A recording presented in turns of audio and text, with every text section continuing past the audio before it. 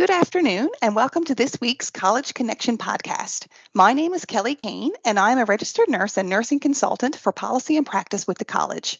I would like to welcome everyone to the last College Connection podcast for 2023. With Renewal just around the corner, I hope you find today's show informative and timely. I am very happy to introduce Michelle Carpenter and Julie Wells to our podcast today. Michelle is a registered nurse and nursing consultant with policy and practice at the college, and Julie is the college's research and policy officer. And they will provide RNs and NPs in Newfoundland and Labrador with an overview of how Alinity works for annual licensing renewal, how to log your CCP, and why it's important to keep your profile up to date. Hi, Julie. Hi, Michelle. How are you? Good, thanks. Hi, Kelly. Hi. Julie, I'm going to start with a question for you first. Can you describe to our listeners how to update your profile in the Alinity member portal? So when you log into Alinity, the first thing you see there we refer to as your dashboard. So on the dashboard, you will see home, documents, groups, learning, and my profile on the menu on the left. So when you want to update your profile, which we encourage you to do, click on my profile, and then at the top on the left there, you'll see a button for edit profile. And your profile information is the information that you provided us either on an application if you're a new registrant or through your registration renewal if you're an existing registrant. So personal information, your name, and your address is there. If you have a preferred name, that's a new feature. So if my name was Elizabeth, but I went by Betty, I could type Betty in there, and then all of my correspondence would be to Betty instead of Elizabeth. If you want to change your legal name, then you have to click Add because you, not only do you have to identify what your new name is, you have to provide supporting documentation, which was always a requirement to change your name legally. To add your or update your address, same thing. If you want to add an address change or change your phone number or your email address. Spoken and written languages other than English. This is a demo account, which is why some of the information it has test there in the email address. But if I wanted to add a new language to say that I speak Czechoslovakian, then I could just add that by clicking it, I'm selecting it from the drop-down box and clicking yes or no to spoken or written. The same thing with education. And if you are an existing registrant, you may notice that some previously reported education is not on your current profile. And that's because in the old system that we used, when you did your renewal, all you needed to do was check that you had a master's degree and put in the year. But in the new Alinity system, you have to identify the school where you graduated from.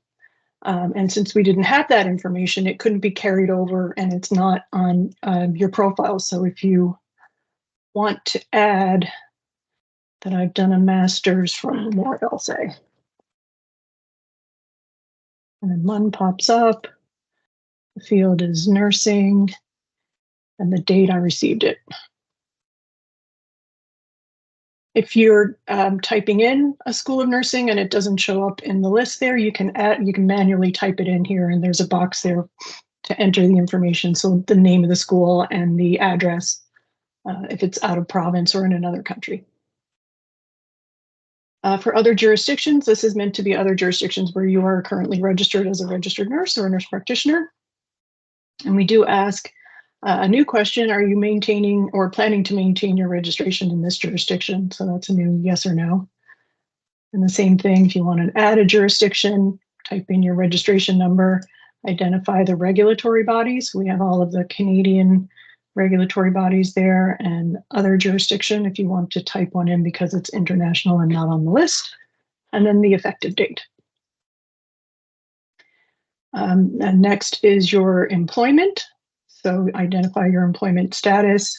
Again, there's a drop-down box. Employed in nursing means you're employed either full-time or part-time. You won't see part-time as an option there in the list, but that first one is meant to cover both. And then you identify your employer. And there's a question there on that profile update to say, do you want to make changes to your employer? So if I, for example, was no longer working with the college, I could check yes there. I want to make a change, and I'm going to type in a leave date. Let's say it's today. And my second employer, I had MUN. I'm going to make a change to that and say I'm now full-time with MUN. And there's an add button there if you want to add a third or fourth or employer. Again, in the previous system, we could only accept a maximum of 3 employers. Now it's an unlimited number. So if you have multiple employers, you can put every one of them in there. For practice hours, it just shows your practice hours on your profile update, and they can only be updated during the actual registration renewal period, which starts in January. So when you do your profile update as part of your renewal, you'll be able to make changes to your practice hours. And the final section is the consent questions, which we've always had. So whether you want to receive the practice newsletter, or if you want to release your name and address to the schools of nursing, this is where you would answer those questions. There's a separate set of consent questions if you are a nurse practitioner, so you can answer those as well. And then you just click submit, and now your profile is updated. That's it. Awesome. Thanks, Julie. That's good. Just going back, Julie, with and I'm not sure if you can answer this, but I noticed there was a section there for the preferred name. Yes. Externally for the public registry, is that what will show on the public registry? Yeah. Like Both Betty? will. Yes. Oh, both will? Okay. Both will show. Okay. And not only that, but if you go by Betty, for example, and that's how you're introducing yourself to your clients or patients, and they were to look you up, if they typed in Betty, because you've identified that as your preferred name, then it will show up in the search results. Whereas if you typed in Betty, but your name was Elizabeth, it wouldn't. Okay. That's good to know. Thank you, Julie. So updating your profile in Alinity is the first step to licensure renewal with the college. And the second step is completing your learning plan for CCP. Michelle, before we get into the process of how to log your learning activities in Alinity, can you talk a little bit about why registrants need to complete 24 hours of learning each year? Sure. Thanks, Kelly, for asking that. Well, first of all, it's an expectation in our standards of practice, and it's found under Standard 1.9. RNs and NPs must engage in professional development opportunities, including compliance with continuing competency requirements. So it's in our standards. It's expected. And it's really important as part of licensure renewal because obtaining that license to practice is assurance to the public that you're going to provide safe, competent, compassionate, and ethical care. And we do that by maintaining competence and engaging in learning. It's also a legislative requirement. It's found in the RN regulations under Section 17, subsections 1 to 3. And one of those sections says that all members shall complete a continuing competency program as required by the Council. And the Council has approved the current CCP program that we're talking about today. And it's really important that we, complete the steps for licensure renewal. And the second step, as you've said, is CCP. So that is a part of licensure requirement. And it will have an impact on your license if you do not complete your CCP, as it's part of licensure renewal. So not doing your CCP means that you will not have the 3 steps to licensure renewal completed, and you will not get a license to practice. And if you do not have a license to practice by March 31st, your employer will be notified and you won't be able to practice. And if you do practice after, March 31st, if you don't have a license to practice, then you're practicing without a license, which could lead to the PCR process and conduct is serving a sanction. So really, really important that we not have that impact on our license by completing CCP and completing licensure renewal. So it's really important. Don't wait until the last moment. There is a little bit of work, not a lot, to complete your CCP, but you don't want to run into problems, by March 31st if you haven't completed all of the requirements for CCP. Perfect. Thanks, Michelle. I think it's always good to have an understanding of why we're doing the things that we're doing as registrants, for sure. So can you now move into describing how to complete CCP in Alinity? Sure. So this is just, we have a picture or a diagram of the 6 steps, and completing the requirements for licensure involves 6 steps. And the first 2 steps are, you know, they're very informal, self-directed learning activities. So conducting your self-assessment, identifying your learning need, these are reflective, informal exercises, and you don't have to record anything. So for licensure renewal, you'll be expected to complete steps 3, 4, and 5. And step 6 is the CCP audit. And there's nothing that you have to do for the CCP audit because all of your entries will be in the Alinity member portal, and staff will use that information that you've entered in your CCP, My Learning, for the basis of the CCP audit. And before I get into talking about the steps as required, I just want to remind listeners that it's important to avoid any of the pitfalls that was encountered last year. We're doing it through my CCP. And what we found in the audit. So this is why we're going to give you some helpful tips to meet the CCP requirements for licensure renewal. And I guess one tip is try not to wait until the very last moment in case you encounter any issues. There will be some information that you'll have to input, and it will take a little bit of time. So you're going to have to put in your 24 hours of learning. So those learning activities that you've identified through your self-assessment, through your practice setting, those things that you want to learn more about. You also have to also capture your impact statements. So what is the new knowledge or competencies you've gained, and what's that immediate impact on your practice or your practice setting? And then when you have that done, you also have to enter your summative evaluation. And if you wait until March 1st or right up until the very last moment, March 31st, then you may encounter some issues, and you don't want to be left at the very last moment and having issues with entering your CCP or with your licensure renewal steps, and then not have a license to practice. So the key is to capture your learning as you do it. You're able to use your Android or your iPhone, your iPad, your computer at work, your PC at home. So you can capture these things as you're doing it.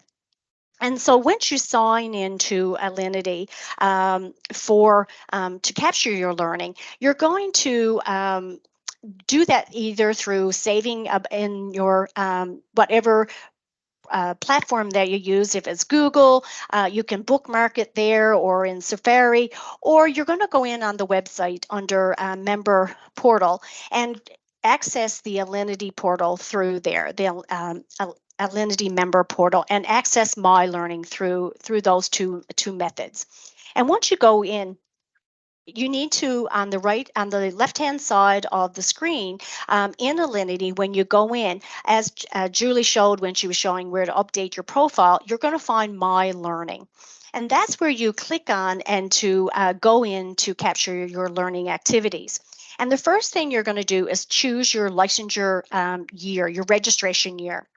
And it's really important that you choose 2023 to 2024 because that is the current licensure year that we're in. So the learning that you're going to capture is going to be in April 1, 2023 to March 31st, 2024. So when you click on that greater than sign at the end of that registration line there, registration year, when you go in, make sure you see 2023-04 to 2024-03. So that means you're in that licensure year.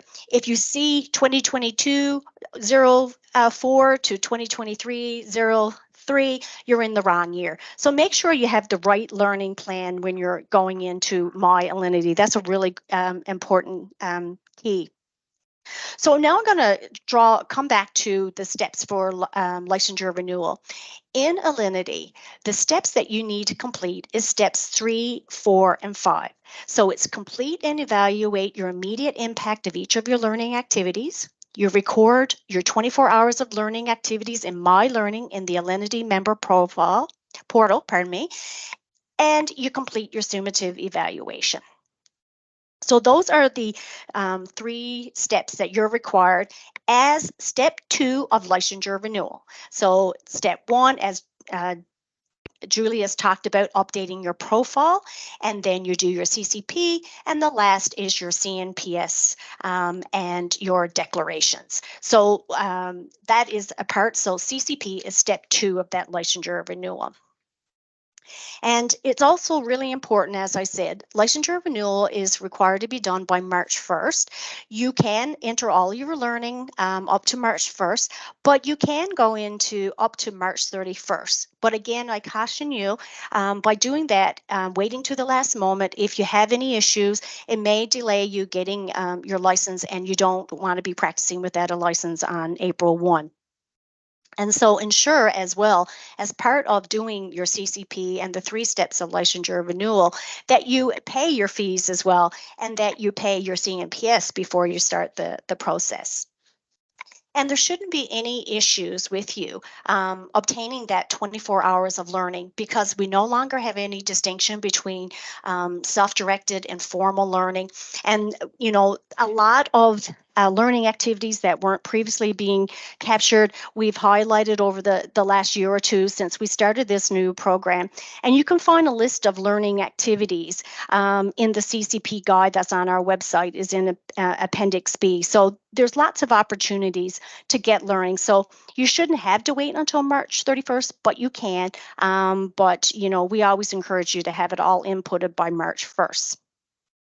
I think that's an important point Yeah. there, Michelle, about waiting till the March 31st. Like, while we recognize, don't push it out to the last minute just in case you do encounter issues. But, traditionally people would sometimes refer to March as a write-off, and anything that occurred in March didn't count. And that's certainly not the case. So if there's something that, you're really interested in and it's really applicable to your practice and it's offered during March, like, you sure can use that. Absolutely. So now I'm going to talk through the different steps, the steps 3, 4, and 5. And to do that, I'm going to go into our test site, and I'm going to start sharing so that for those who are viewing today, you'll be able to see my screen. And for those who are listening later, I'd just like to say Michelle will be describing step by step what she's doing. So as I said in the earlier description, you find your My Learning portal here on the left-hand side under My Learning, and you click on My Learning, and you go into the registration year 2023-2024, and you would click on the greater sign, and then that takes you into your CCP cycle. So you always look for the 2023-04 to 2024-03 for this current licensure year. And when you have a practicing license and you renew, the number of hours that you are required to complete are 24. So here in for this learning plan, I have to do 24 hours. So for ease of time, I have completed and entered learning activities. So right now, I have 23 hours completed and 0 minutes. So my status is not met. And so in order to click to add a new activity, under the activity section, you'll see a button called Add an Activity. So I'm going to click there, and then I'm going to go in and copy and paste a title to add, and that learning activity that I have completed is I attended the International Congress of Nurses conference in Montreal, and the completion date, there is a calendar. So I'm going to backdate that, and you're able to do that. And I attended that in July, and the date that the conference was completed is July 5th. So generally in the completion date, you put in the date that you completed the activity, the learning activity. And that was a 5-day conference, and there was all different activities, and that was 30 hours. And I'm but like there were some days that some I didn't really have any learning, so I chose 20 hours overall. Then ensure that you click that if it's 20 hours, you also would put in 0 minutes. If it was 20 hours, 30 minutes, I would put in 30 minutes. So I have my completion date and the number of hours. I have my activity description. Remember, there's a minimum of 20 characters and a maximum of 300 characters. And we just don't, use one words. There is a minimum. And then I need to identify the learning impact. And this is really important. There's two things that needs to be in that learning impact. In order to meet future CCP audits, you have to identify what did you learn with that learning activity. So what was the new knowledge gained, and or what competencies did you gain in completing that learning activity, but what was the immediate impact on your practice? So what was the effect that that learning activity had on your professional practice and your practice setting? So in this particular activity, my impact statement, I'm just copying and pasting now that into the system. And again, this has a minimum character of 20 characters and a maximum of 1,000. And I just want to draw your attention for the listening audience.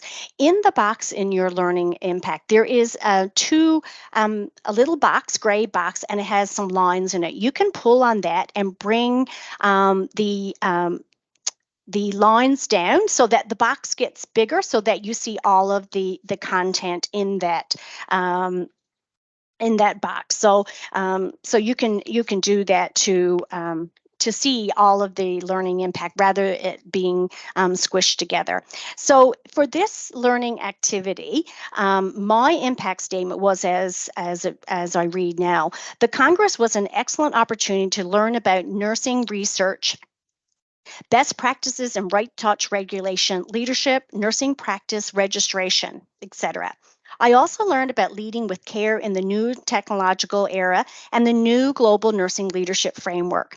ICNs in the WHO's Global Strategic Direction for Nursing and Midwifery. I learned about transition to practice for new graduates, digital technology, advanced practice nursing in Africa and Asia, the Canadian Centre for Advanced Practice Nursing Research, trauma and violence informed care, and culturally safe care. It was interesting to learn that currently there is no updated global definition of nursing. Now, I added a little bit onto that, but it's not really necessary for me to read all of that out. But it's just showing you that, for my professional practice and my practice setting, that this was a learning activity that was important for the work that I do. And I demonstrated in my learning impact of the learning that I completed and gained through that. And now the impact statement and what was the immediate impact on my practice. So the Congress was an excellent opportunity to network with the global nursing leaders and groups that I can consult with in the future. It helped to build leadership skills that I can immediately incorporate into my practice and role. This new knowledge will assist me in leading provincial and/or national committees.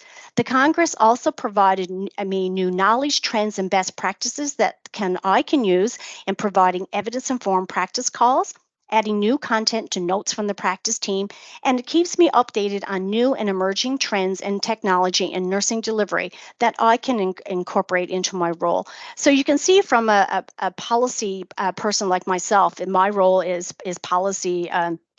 That I was able to use that learning activity to enhance my practice. So this is what a learning impact statement would look like. So I've entered that activity now, and I have reached 43. Now, the system will allow you to go over on your last learning activity. So as we've seen before, when I started, I needed 24 hours of learning, but I had 23 already completed. So now I'm gone over. So I've met my requirements by my learning hours, and then I would need to add in my summative evaluation. So once you reach your 24 hours of learning, the summative evaluation drops down automatically. And so in the summative evaluation, you don't repeat what you did in the learning activities. So you don't say again what you learned. What you're describing in the summative evaluation is the impact of completing all of that learning, all of those 24 hours of learning, what impact it had on your nursing practice, what changed in your practice by completing all of that learning. So for me, I have my summative already prepared, so I can just copy and paste. And I'm just putting that into the system now while we're waiting.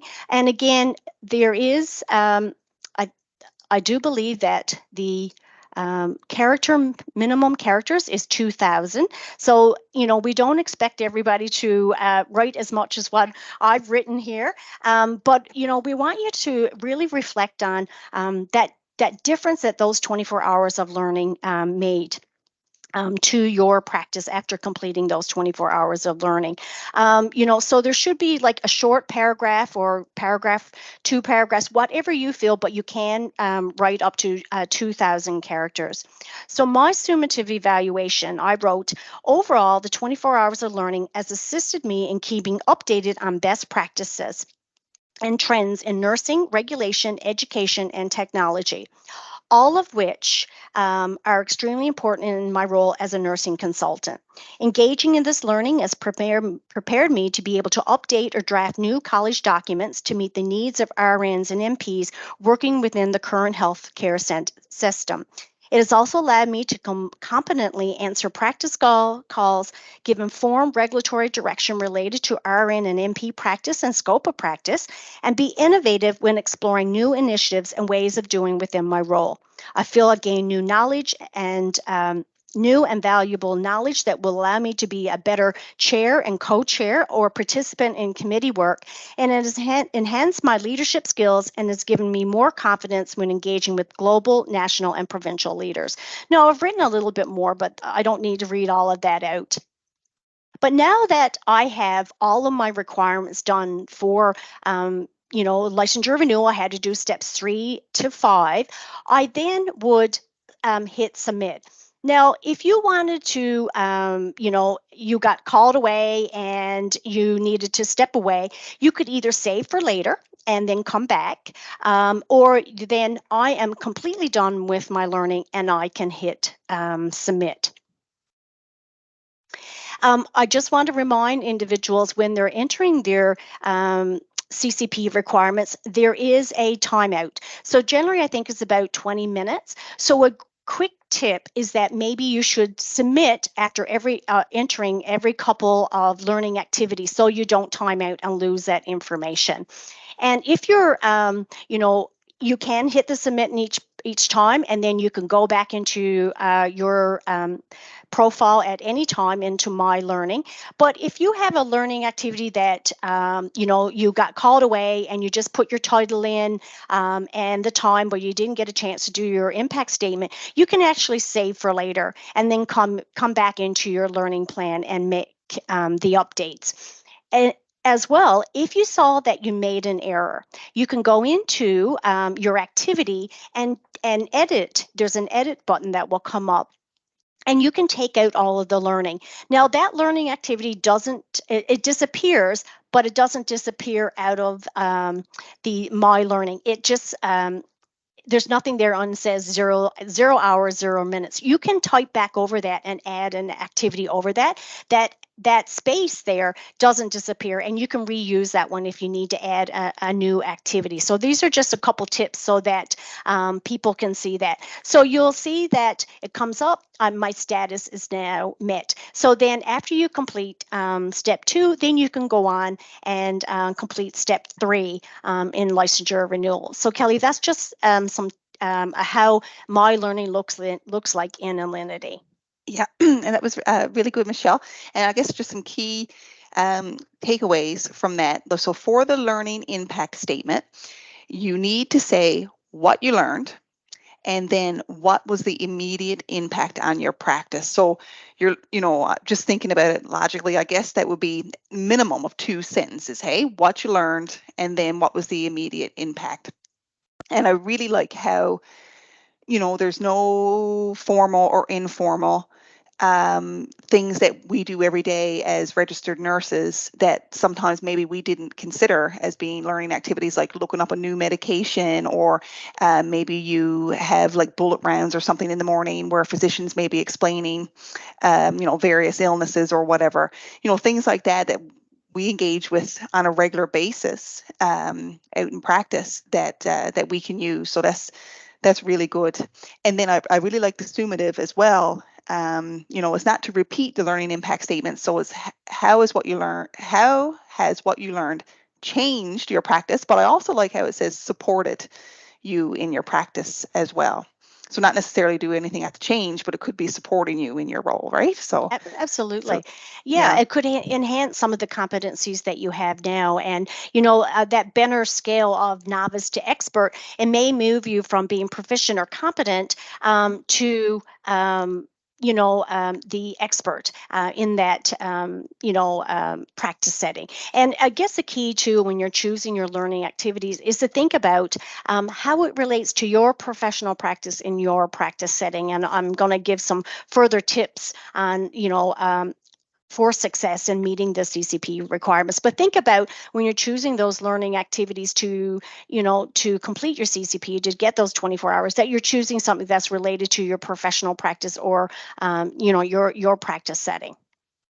Yes, and also, like, if you're thinking about maybe a career change, or maybe you're looking like, maybe I'm working towards maybe getting a job with infection control or occupational health or maybe management, like you can enter learning activities that could for career growth as well. Is that correct? Yes, Okay, yeah. absolutely. Yeah, and I'll talk a little bit about that in the tips Perfect. for success. Yep. Yes, and so going right into that, Michelle, can you give us some tips to meet the CCP requirements for licensure renewal?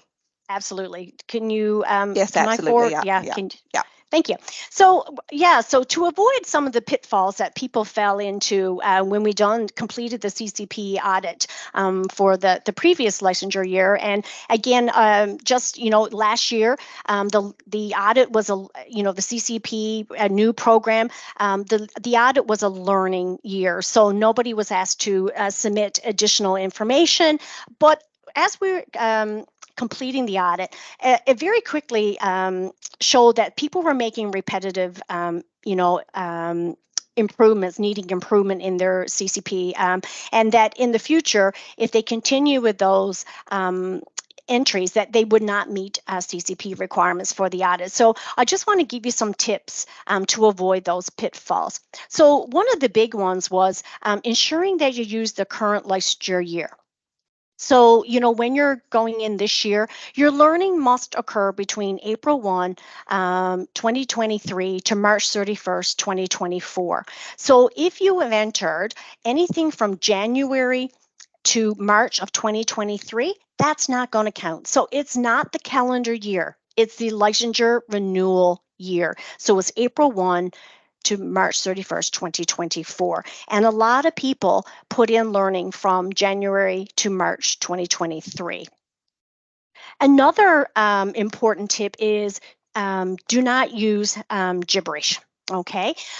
So, if for some reason that, you just put a full string of periods or exclamation points, or it was just random letters, that will probably end up with your file being referred to the Director of Professional Conduct Review. It's really important that we not do that. We need to be professional in our I guess, encounters with the college. So it's really important not to use gibberish. It's also really important not to use one word sentences or incomplete sentences for the learning description, learning activity description, and for the impact statement. So in our old system, we did not have a minimum. We had a maximum of the characters, and I pointed out in the learning impact statements and the summative that there are minimum and maximum. So we put that safeguard in so that people would not use one words. Again, we need a description of what your learning activity was, and I'll refer to you, if you want more information, to go to our CCP guide. There's lots of tips on, what would be an example of a learning activity description and an impact statement, and I've given example today as well. So, it's not enough just to say that your learning activity was WMIS and that your learning was WMIS. You need to say, as I said, the two parts of the impact statement is what is the new knowledge or competencies you gain, and what was the immediate impact. And we just talked about this, Kelly, in our I guess, little summary after looking at the Alinity member portal, is that your learning must be related to your professional practice, your practice setting. And again, as you said, if you have a career ladder or a career path and you're looking to move into management or a clinical educator or IPAC, as you said, you may engage in some learning that is not directly related to your practice setting. But again, that would be reflected in your impact statement. But for the most part, you're looking at activities that are related to your practice setting. And it has to be related to your professional practice. So, for example, you also have to think about if you are checking a crash card. Well, that's a nursing duty. And what is the new learning you're engaging in by checking the crash card? Well, if you're looking up meds that are on in the crash card, and if it's amiodarone, or there's the cardiac monitor or defibrillator maybe on the crash card, and you don't know how to use it, and you're looking up the product manual on that, that's the learning that's occurring. So checking the crash card would not be an accurate learning activity. So think about what those learning activities are. And I talked about the impact statement indicating two things. So again, as I said, reflect on what constitutes a learning activity. Nursing duties are not learning activities. But just reflect on what constitutes. And you have any questions at any time, reach out to Kelly and I, or refer to your CCP guide.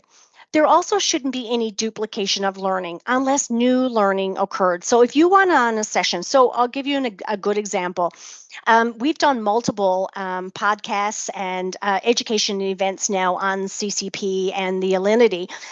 You can include all of those, because if there's new learning in each of those activities, you would indicate that in your impact statement, right? So, or if you attended a session on dementia, you attended one in January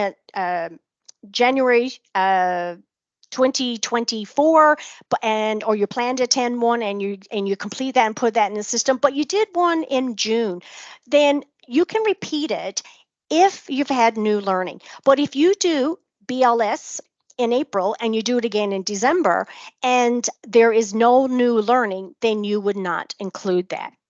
And we get that question about the new RQI, I think the new BLS education that's being done in NLHS, is you do, watch a video, you write a test, and you review the material, but then you go back in the lab after that. If there's no new learning in those practice sessions, then you don't include it. You just include when you had the learning of BLS. And again, if you have any questions, you can certainly reach out to us. So here's the next one that is where we had a lot of people who would not have met CCP requirements if it was not a learning year. It's preceptorship, mentorship, teaching, supervision, providing a presentation. It is not the act of doing those roles. It is only the prep work. So what are you engaging in? What learning are you engaging in to be a preceptor, to be a mentor, to be, teaching a course or providing a presentation or supervising students? It's like, are you reading up on the policies? Are you reviewing the product monographs? Are you for medications? Are you looking at what is the the policy on codes, so it's those things. Are you reading the emergency preparedness manual to go over the codes for your particular practice setting? So it's the prep work, not the act of being the preceptor or the mentor, or etc. Because you are the subject matter expert when you're imparting learning to those who are participating in the preceptorship or the mentorship, or being supervised, for example. And another key point is the summative evaluation is not a forum to address professional practice issues. You are to reflect on what was the impact of all of your learning on your practice. So there shouldn't be any venting or in the summative evaluation. Is not a place to thank the presenters. Well, that's a really nice thing to do. That's not the forum. The summative is not for that. So again, I go back to that there is tips in the CCP guide that will allow you to create and draft your impact statements and your summative evaluation. And certainly our previous podcasts can help with that as well. Another tip is avoid lumping all of their learning activities in one entry. So we had people who try to take shortcuts, and they had, 10, 15, 24 different learning activities put into the learning activity description or in the impact statement. The key is, if you are doing 24 different learning activities to give you your 24 hours of learning, then you need to reflect on each of those learning activities. The exception is if you do an education day and you completed that. So some people are doing education days now in December for your practice settings, and you did 6 or 7 different sessions throughout the day.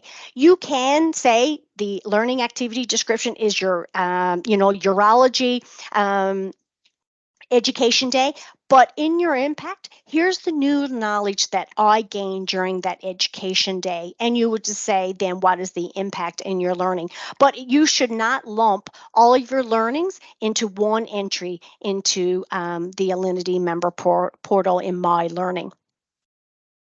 In the summative evaluation, you don't need to repeat the impact of the learning activities in the summative.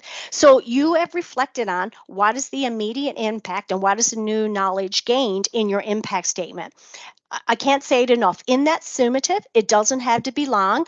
I wrote several paragraphs because that's just me. I reflected on and how that completing my 43 hours of learning, although I only needed to do the 24, what was the impact? How did that prepare me to be the consultant that I am, and how it prepares me for the future? So it's really important that you not repeat the impact of those immediate things is the impact of the 24 hours of learning overall. And again, a key is not wait. I know we're getting close to licensure renewal, so if you haven't entered any learning, it's going to be a little bit of time. It's certainly not going to take you a lot of time, but it will take you some time. And Kelly and I have kind of come up with some tips of how to help you. Is that again, we had that time out of the 20 minutes. We have actually typed ours up in a Word document and then copied and pasted it, so that it will help you enter it much even easier than typing it in one activity at a time. But that's certainly up to you. That's just a tip. But it's really important that licensure renewal is required from March 1st. And, it would be ideal to have all your learning in by March 1st. Again, as I talked about earlier, there's lots of opportunities now for learning, and you should have 24 hours of learning by March 1st. But if you don't, you certainly can enter your learning up to March 31st. But there can be significant ramifications, impact on your practice if you encounter issues and you're not able to renew your license because you've run into issues. And if you wait until that 11th hour or, on March 31st, and that's on a weekend, then you won't be able to practice without that license to practice. And then if you don't have your license, you cannot practice on April 1. So consider the impact of not having your license at April 1 if you wait till the last moment. And we really rely on you as well to get that message out to your colleagues that this is really important. It's a part of licensure renewal, and that's a legislative requirement. But we really want you to get the word out to your colleagues, and that's why we've been offering a lot of podcasts on this. So, because it could have serious ramifications on the healthcare system and your colleagues if we don't have people, doing the 3 steps of licensure renewal. So right now we have about 80% who've gone in and verified their account, but we have about less than 50% who have updated their profile that Julie had went through that first step at the beginning of the podcast. So, as I said, steps 1, 2, and 3 are required for licensure renewal, and CCP is step 2 of that process. Perfect. Thanks a lot, Michelle. So when you were talking about avoid lumping all your learning activities, but if you were to attend an education session or a conference, like I believe you had 30 hours initially for ICN, you would technically you're meeting your requirements. It doesn't have to be spread out over the year. If you are fortunate enough to be able to go to a conference that's several days and you are able to get all of those hours in one event, I guess, then that's appropriate.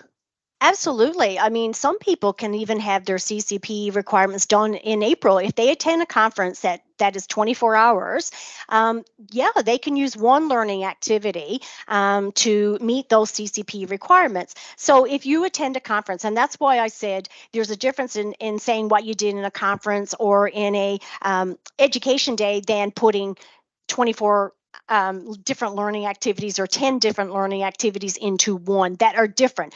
A conference, that's one learning activity. Attending a conference is a learning activity. And then, as you can see in my ICN conference that I went to, I identified all of the new learning that I obtained over those 5 days and then said what the impact was on my role. But it makes it much more difficult when you put all of the different learning activities under one, and makes it much more difficult for auditing. That is the key is that each learning activity must be reviewed and critically thought about. Okay, what is the new learning I gained or competency I gained, and what was the impact of each of those learning activities on my practice, my immediate practice, right? So that's the difference.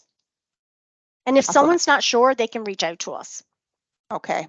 Yes, thank you. And just going back to the chat, I just want to, I guess, clarify education sessions that you facilitate for others, that does not count towards your hours, only the prep work. So if I prepped for several hours to deliver a presentation and I'm the subject matter expert and I'm giving the presentation, I only include the prep work, correct?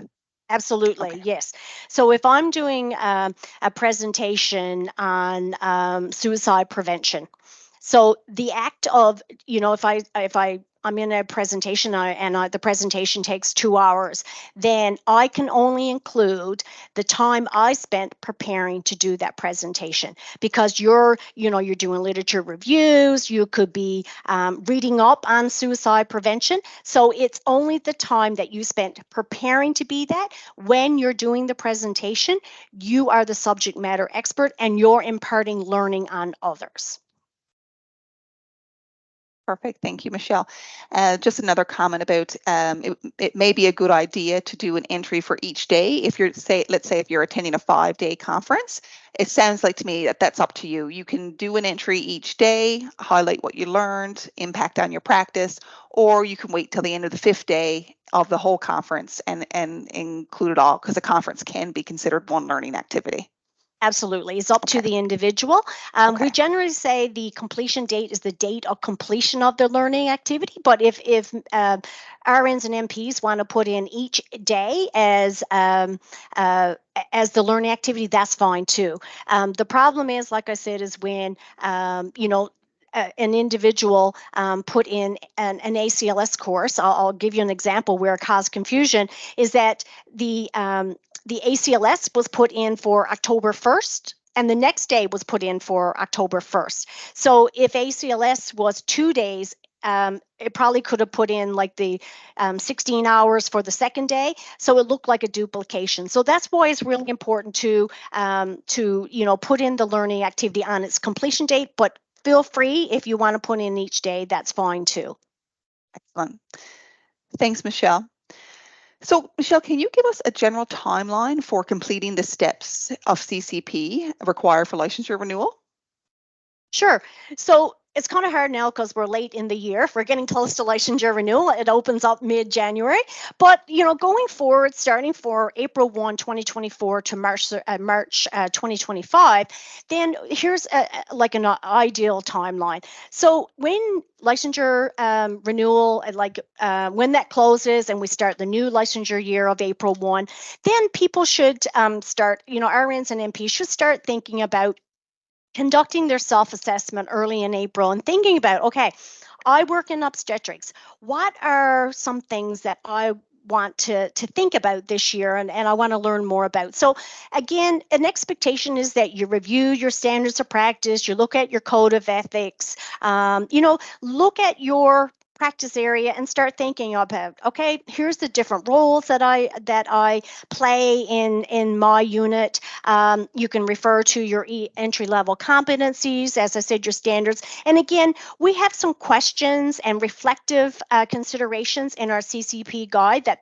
individuals can use to start conducting their self-assessment. I want to remind you, these are informal, self-reflective exercises, and they don't need to be recorded. And that's the same as you're identifying your learning needs. So again, April, early May, you want to start thinking about, okay, what are the learning needs? What topics do I want to learn more about working in obstetrics? And so you start thinking about, okay, I heard about there's an A1 conference in Las Vegas in October. Maybe I'll think about attending that. So again, think about what is it you want to learn throughout the year. And that could change as the year progresses. And if you want to jot them down, there's a text box in our CCP guide. But again, your learning goals or your topics you want to learn more about does not need to be written down. Then in April to January, February, then you start capturing your 24 hours of learning that you do. So you complete 24 hours of learning throughout the year, and you're reflecting as you complete each learning activity, what's the immediate impact? Now, we encourage you to record each activity once you complete it. But that's up to you. You got right up until the end of March, but we recommend that you get it all inputted as you're doing before your licensure renewal. So in that, now that we're getting to that January and February is where you really need to start recording the details of each of your learning activities and the immediate impact. So you have that grace. So if, on average, we say that, to get 24 hours, that's 2 hours a month. That is totally up to you. Some may get all their learning done in April, by July, October.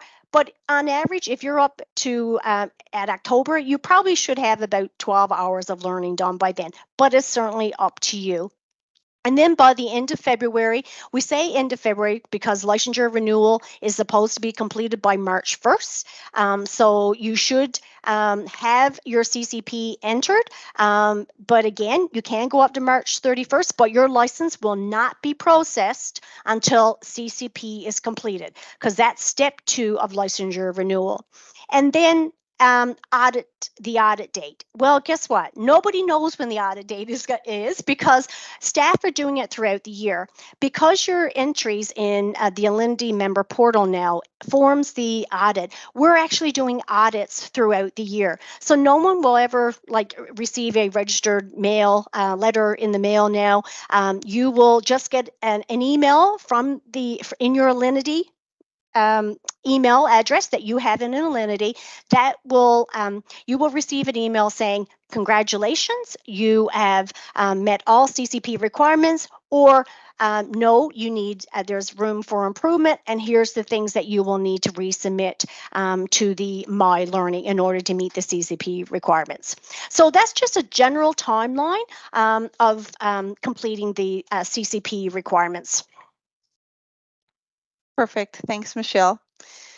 I'm just wondering, Michelle, if you could talk a little bit about, with this new Alinity, change is very difficult for everyone. That's for the registrants, but even the staff here. So, thank you to all the registrants who are, on this journey with us with Alinity. For sure, we really do appreciate it. But can you just talk a little bit about the benefits of this new database and ensuring that their profile information is up to date? Sure. Can you talk about that? Yeah, sure. So there's a lot of benefits to completing this process. And one of the things is updating your profile provides your point of contact with the college, and it protects you from identity theft. So it prevents others from posing as you as a registered nurse. And we certainly live in a world now where identity theft is real. It has happened in nursing, and it's even happened in nursing in our province.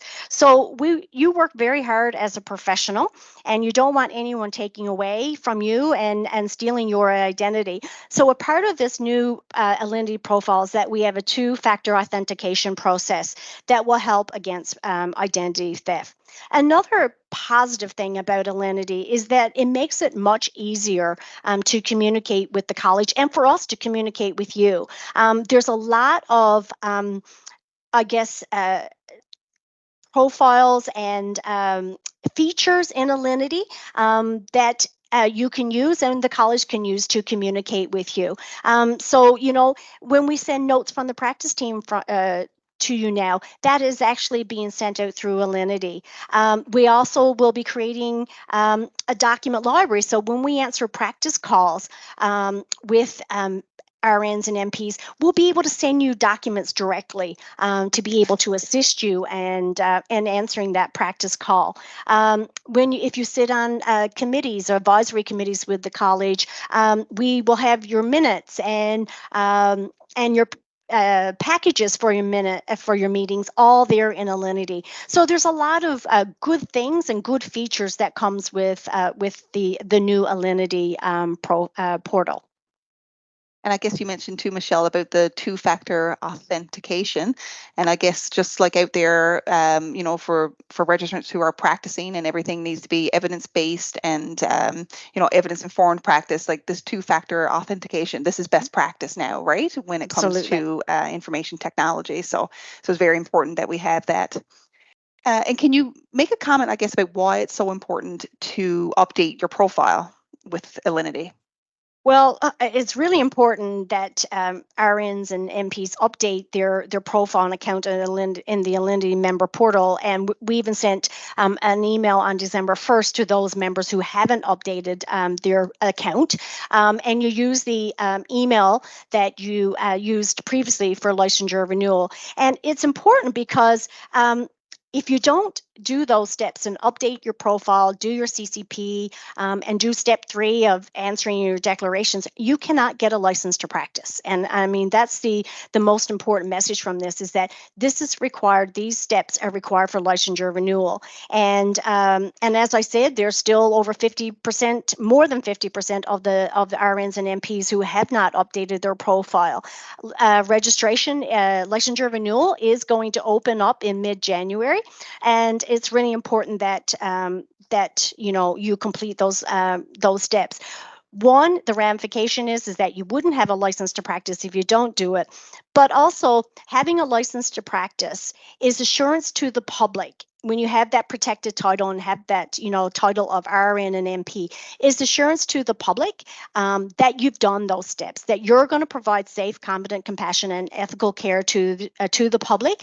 And that assurance comes from completing CCP, completing regulatory requirements, engaging in continuous learning. And we do all of that by having that license to practice. So it's assurance to the public that you're meeting your licensure requirements and maintaining a current license, and is actually a standard. It is actually standard and indicator 1.1 that you maintain your current license and you meet all licensure requirements. Perfect. Thank you, Michelle. So, so as a registrant, if I go in, I update my profile, I log all my learning activities, I got my 24 hours, I completed my summative evaluation, what is the next step after that? Julie? So the final step, we can't show it to you right now, obviously, because renewal is not open yet. So there's nothing, we'll just have to describe it. But there are a series of declarations, and they would be the same as you had answered previously when you completed your licensure renewal. But the big change this year is that you will have to verify that you have current CMPS as part of licensure renewal. So previously, it was what we called step 2. So you submitted your renewal application and then you went and did your CMPS.